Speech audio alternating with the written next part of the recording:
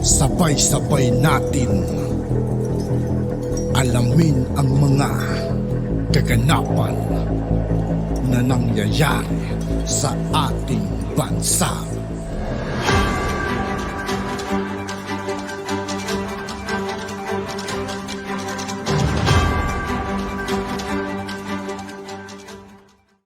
Yo, what's up mga kaibigan? This is I2K po again. Ngayon nandito naman ulit tayo sa channel ni Pinas News Insider. Dito naman ulit tayo magbibigay ng komento at reaksyon. Kaya samahan nyo ko guys. Let's go! Ito ang balita ngayon. Viral ngayon sa mundo ng social media. Ang di umano'y balitang isang magandang balita. Pangulong Bongbong Marcos na mahagi ng saku-sakong bigas sa ating mga kababayan at problema sa pagtaas ng presyo ng bigas. Unti-unti nang nasolusyonan. Pero bago ang lahat, kung bago ka pa lamang sa aming channel, Sa lahat ng hindi pa nakasubscribe mga kaibigan kay Pinas News Insider, mag-subscribe na po tayo at huwag nyo rin pong kalimutan mag-subscribe dito sa aking channel. please huwag kalimutang mag-subscribe at i-click ang notification bell para mas maging updated ka pa lalo sa lahat pa ng bagong video na i-upload namin. At eto na nga mga kababayan, sa patuloy na pagbabago ng panahon, kasabay ng pagbabago ng pangdaigdigang merkado, dahil sa maagang pag-iimbak para sa pagprepara sa sakunang darating, ay ang biglaang pagbulusok pataas sa presyo ng ating bigas, kung saan ay nagpainit sa ulo ng mga Pilipino, lalo na sa may hirap nating kababayan. Kaya Administrasyong Marcos umaksyon agad at nagsumikap na masolusyonan ang problema sa presyo ng bigas, na alam naman nating isa sa pangunahing pagkain ng mga Pilipino sa araw-araw. Kung ating matatandaan, kamakailan lamang ay may nahuling smuggled na bigas ang custom sa isang warehouse na walang legal na may pakitang dokumento sa pag-iimbak nito at walang sapat na dokumento sa pagproseso. Nagbigay pa nga ng ilang araw na palugit para magsumiti ng mga legal na dokumento, ngunit wala pa rin silang naibigay. Kaya ngayon, Administrasyong Marcos nagdesisyon na ipamimigay ang 42,120 bags na mga smuggled na bigas sa mga mas nangangailangan nating mga kababayan. At ang isa nga sa tumanggap na nito ay ang purpose beneficiary sa Zamboanga na nakatanggap ng 4,000 sako na premium na bigas. Kaya Administrasyong Marcos, patuloy ang pagbabantay laban sa mga smuggler at hoarder, at hindi lamang sa bigas kundi sa lahat ng pangunahing bilihin.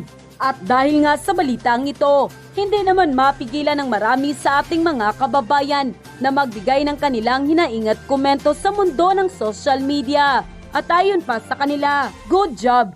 Kaya yung may-ari niyan, mas lugi ka na. Sa susunod, huwag na kayong magsabotage o mag-imbak dahil mas malala ang magiging kapalit ng ginagawa nyo. Hays, ang saya-saya! Sana makarating sa amin, tama lang na ipamigay at mapakinabangan ng mga mamamayan. Yan po ang pinuno ng bansa. May gawa, hindi puro salita. God bless po, Apo Pangulo. Ang galing naman po, PBBM. Unti-unti nang umuusad at nasusolusyonan na po ang problema ng bigas.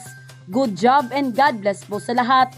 Good job, Sir President. At sana patuloy na mabantayan at makontrol ang lahat ng produkto ng pang-agrikultura. Good job, mahal naming President BBM. Yan ang totoong tumutupad sa kanyang tungkulin. Sana lahat ng nakaupo o binoto ng mamamayan, tumupad kayo sa inyong mga pangako, hindi yung pangakong napapako. God bless PBBM. End quote. Magandang move ang ginawa ng ating presidente doon sa nakumpiska ng custom doon sa Zamboanga, no, na libo-libong sako ng bigas ang kanilang nadiskubre, na hinord. And ang ginawa ng ating presidente ay ipinamigay ang mga sako-sakong bigas sa mga kababayan natin doon sa Zamboanga. Agad na bigas. Ngayon, ito ang mga nahuli ng ating customs. Nakita nila, inimbestigahan nila na mabuti at nakita nila na mayroong ganitong klase. Ang lahat-lahat dito sa nahuli dito ay 42,120 bags. Tama ba yun? Yes, 42,100 bags ng ganito. Kaya sabi namin, may proseso. Ginawa namin ang proseso. Ang proseso na ganito ay sasabihin doon sa nagpasok, magpaliwanag kayo. Saan galing yan? Saan kayo nagbayad ng taripa? Saan kayo nagbayad ng tax ninyo? Saan kayo lahat ng mga pangangailangan dokumento? Natapos na po ang 15 days, hindi po sila makasagot. Kaya kinuha na ng gobyerno, kinuha na ng customs at ginawang donation sa DSWD at gagawing donation ng DSWD at ng gobyerno sa inyo. Ito po, meron pong, dahil nandito tayo sa NFA, ito napag-usapan na the mayor mentioned na meron tayong ginawang price cap dahil masyadong mataas nga masyadong mabilis ang pagtaas ng presyo ng bigas, sabi namin hindi na kaya ng tao. Kaya pinalitan natin, dinagyan natin ng price cap. Sinabi natin sa lahat, wag kayong bibili, yung mga konsumo, sabi ko wag kayong bibili ng lampas doon sa price cap dahil hindi sila dapat nagbebenta ng lampas sa price cap. So yun. Ngayon nag-aalala ang mga magsasaka. Paano naman kami? Dahil kung mataas ang price cap, mababa rin ang benta namin ng aming palay. Kaya nagkakaproblema kami dahil ang NFA bumibili lamang, ang authorized lang sila bumili 19 pesos. Sabi ko, nung nakikita ko, sabi ko, baka mahirapan ng kumita yung mga magsasaka. Kaya kahapon lamang ay pinalitan natin at ginawa natin ang pagbili ng NFA 16 pesos to 19 pesos para sa wet na palay at 19 pesos hanggang 24 para sa dry na palay. Kaya tataasan natin ng pambili para sa mga farmer. Yun ang aming talaga naman tayo nakikita natin. Hindi lang po kasi dito sa Pilipinas yan. Ang nangyayari, nag-aabang ang mga iba't ibang bansa sa Asia sa darating na El Nino sa susunod na ilang buwan.